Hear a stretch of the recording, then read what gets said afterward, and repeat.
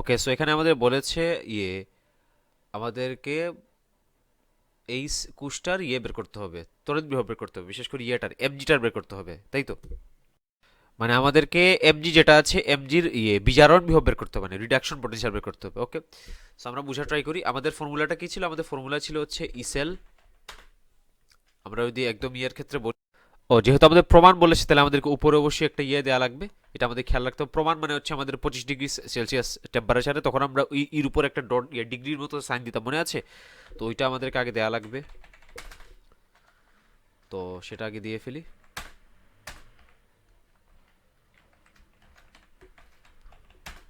এটা সমান আমরা কি জানতাম? এটা সমান আমরা জানতাম হচ্ছে গিয়ে oxidation potential plus reduction potential. তাহলে এখান থেকে আমি লিখতে পারি হচ্ছে ক্যাথোডে আমাদের অক্সিডেশন হতো, অ্যানোডে আমাদের অক্সিডেশন হতো, হলে অ্যানোড দিয়ে ব্র্যাকেটে অক্স লেখা লাগবে, প্লাস ওইখানে ক্যাথোড দিয়ে আমাদের রেড লেখা লাগবে।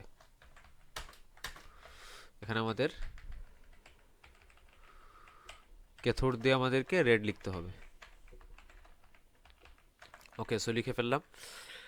তারপর হচ্ছে আমাদেরকে প্রশ্নের মধ্যে দেওয়া আছে হচ্ছে প্রমাণ এর ক্ষেত্রে আমাদের ভ্যালুটা হচ্ছে -0.76, তাহলে -0.76 এটা আমাদের দেওয়া আছে। আচ্ছা, ওইটা আমাদের বিজার সরি, এটা দেওয়া আছে আমাদের 1.61। ওকে, প্লাস 1.61 দেওয়া আছে। ওকে, তারপর আমাদেরকে বলেছে আমাদের এখানে তো হচ্ছে আমাদের এমজি আর Mg2+, এটা কিন্তু আমাদের এনোড পার্টটা। এই যে এখানে ওর অক্সিডেশন হচ্ছে, তাহলে এটা হচ্ছে আমাদের এনোডের মধ্যে আছে, আর যেহেতু বাম পাশে আছে এটা এনোডে, আর ওইটা হচ্ছে আমার ক্যাথোডে আছে। তো ক্যাথোডে আমার কি হয়? রিডাকশন হয়, তাই না? তো ক্যাথোডে আমার রিডাকশন হচ্ছে এই যেটা থেকে এটা হচ্ছে, তাহলে ওটার এই রিডাকশন পোটেনশিয়াল হচ্ছে -0.76, তাহলে এটা ভ্যালু -0.76। আমাকে এই জিনিসটা বের করতে হবে, তাই না? তো আমাকে এই জিনিসটা বের করা লাগবে, আর এটার ভ্যালু আমাদের দিয়েছে -0.76। ওকে, তো আমি জাস্ট এটাকে ওই পাশে যোগ করে দিব, 1.61 প্লাস 0.76, তাইলে 1.61 প্লাস 0.76 করলে আসে আমার +2.37। তাহলে আমি অ্যানোড অক্স এটা বলতে পারি হচ্ছে গিয়ে +2.37,